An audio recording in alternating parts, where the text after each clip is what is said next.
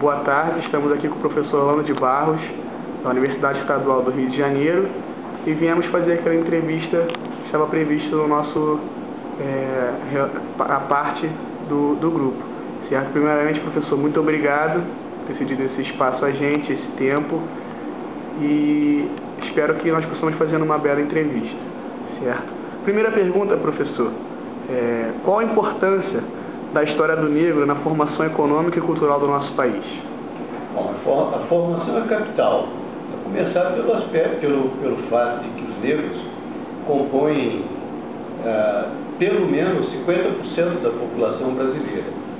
E como hoje se leva muito em conta a consideração do próprio reconhecimento da sua etnia, cada vez mais os negros reconhecem a sua importância do ponto de vista identitário. E ultimamente parece que bem mais que 50% da população se considera negra. Bem, eu não falo apenas por esses aspectos, números absolutos, mas veja, por exemplo, o quanto que o negro pode representar, o negro ou o mestiço do negro pode representar como mão de obra, como massa consumidora e como pessoas que também tomam iniciativas econômicas, que são muitíssimas entre a população negra, como a gente bem sabe. Então, o que representa o negro na economia brasileira é uma coisa extraordinariamente importante pelos motivos que acabo de dizer. Se não fossem apenas esses relativos à força de trabalho, que é imensa entre a população negra, mas também como massa consumidora extraordinariamente grande. Certo, professor. Professor, o senhor acredita que isso é importante para o fim da discriminação racial existente no nosso país? Você pergunta aí em relação à integração econômica do negro? Com certeza. A inserção do negro também na nossa sociedade como mais um cidadão e não apenas como aquele resquício escravista que a gente já tinha. Isso mesmo, certamente. Eu acredito que na última década houve um progresso importante nesse sentido. Não é?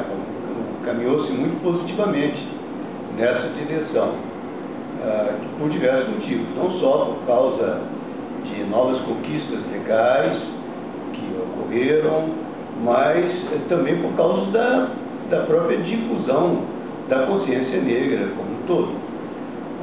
Mas é realmente muito importante, porque não se pode ter um país forte, poderoso, com um papel importante e consolidado no mundo, mantendo uma parte considerável de sua população fora dos direitos e das conquistas de todos.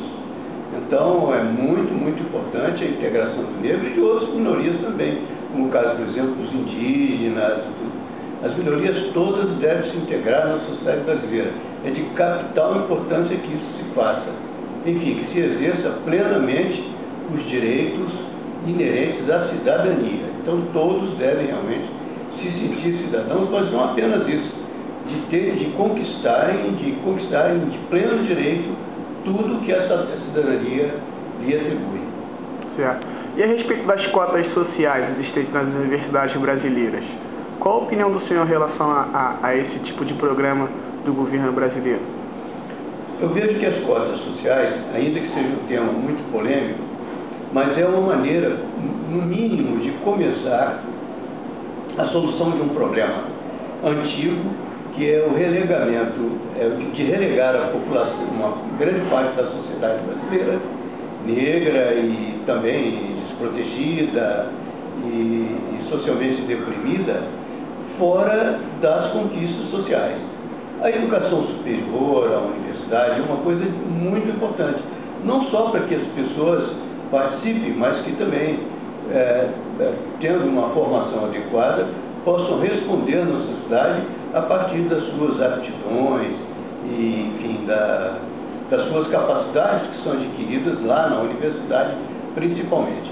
Então, vamos dizer, nos dias em que nós vivemos, presentemente, ainda acho fundamental que as minorias desprotegidas, ou a parte da sociedade, mesmo que não seja minoritária, que não tem oportunidades, que recebam do Estado os incentivos e o amparo necessário.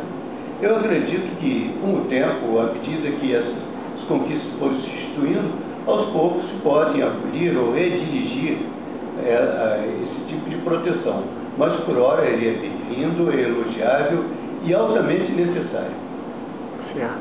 Professor, na sua opinião, a Lei 11.045 de 2008, que regula o ensino da cultura negra e da cultura indígena nas escolas, ela realmente está sendo funcionada, ela está de âmbito social, ela está sendo delimitada através do nosso governo público?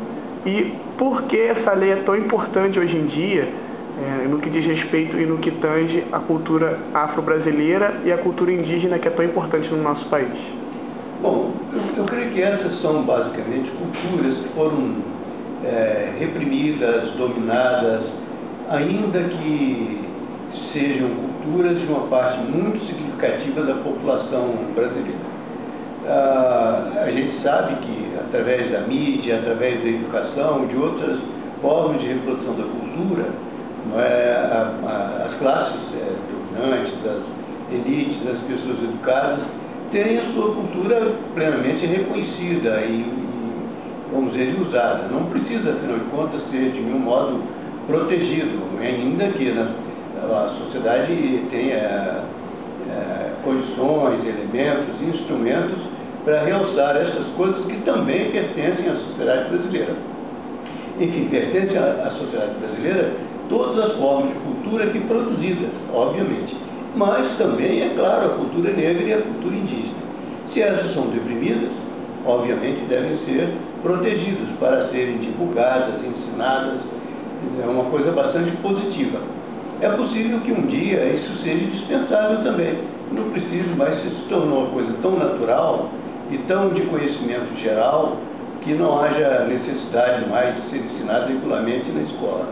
Aliás, a meu ver, essas coisas que são ensinadas na escola, que tomam um tempo determinado e tudo, ela não deve, a meu ver, toma tempo demasiado de coisas que são importantes e que são instrumentais para todos. De modo que a gente deve considerar uma emergência e, ao mesmo tempo, uma coisa que deve ser superada pela prática regular. A prática regular, o que eu considero o seguinte, o uso da cultura negra e indígena, normalmente nas mídias, enfim, todas as formas de divulgação, de instrumentação e de difusão da cultura, não é? Para que, afinal de contas, se torne uma coisa perfeitamente natural, como o uso de um patrimônio comum dos brasileiros. Tá certo, professor. Muito obrigado pela sua entrevista. Que o senhor tenha um bom dia.